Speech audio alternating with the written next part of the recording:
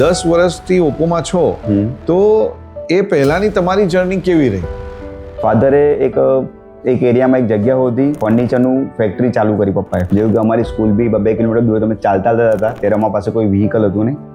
પણ એક સમય સડન અપ એવો આવ્યો, કારખાનું જે ચાલતું તે ધીરે ધીરે ઓછું થવા માંડ્યું અને એ અમારે ટોટલી બિઝનેસ બંધ કરવો પડ્યો ફર્નિચરનો. અમારે મોબાઈલ ટેલિકોમ કંપનીમાં જોઈન્ટ થયો અને તે ઘડી મેં ગયો પહેલા દિવસ 2 કલાક કે 3 કલાક થયા. ત્રીજા કલાક પછી મને રડવાનું ચાલુ થઈ ગયું, રોવાના આવ્યા, આંખોમાં પાણી આવી ગયું. તો 1-2 દિવસ મને લાગ્યું.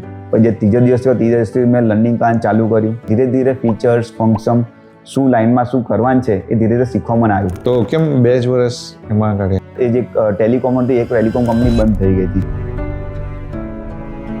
એવા જ ટાઈમમાં મને સ્ટોન પ્રોબ્લેમ થયો હતો પાછો. ઓપ્પો કંપનીમાંથી એક ઇન્ટરવ્યૂ જે ટ્રેનર હતા એ આવ્યા અને હોસ્પિટલની અંદર મારું ઇન્ટરવ્યૂ કરવામાં આવ્યું. તો દિવાળીમાં સૌથી સારો પ્રાઉડ મૂવ હતો કે મને સૌથી હાઈએસ્ટ સેલ આઉટ કર્યું હતું અને મને ઓપ્પો કંપની તરફથી મને એક એક્ટિવા ગિફ્ટ ટોટલી ફ્રીમાં મળી. શું વાત કરો છો? તમે વિચારતા હોય કે મારે આ અચીવ કરવું છે તો 10 વર્ષ મને થઈ ગયા છે. તો મને વિચાર બિઝનેસ કરવાનો છે કે આટલા 10 વર્ષ મેં આપ્યા જ કંપનીમાં, તો મારે આગળ બિઝનેસ એ બી ઓપ્પો સાથે સંકળાઈને ઓપ્પો સાથે બિઝનેસ કરીશ મેં.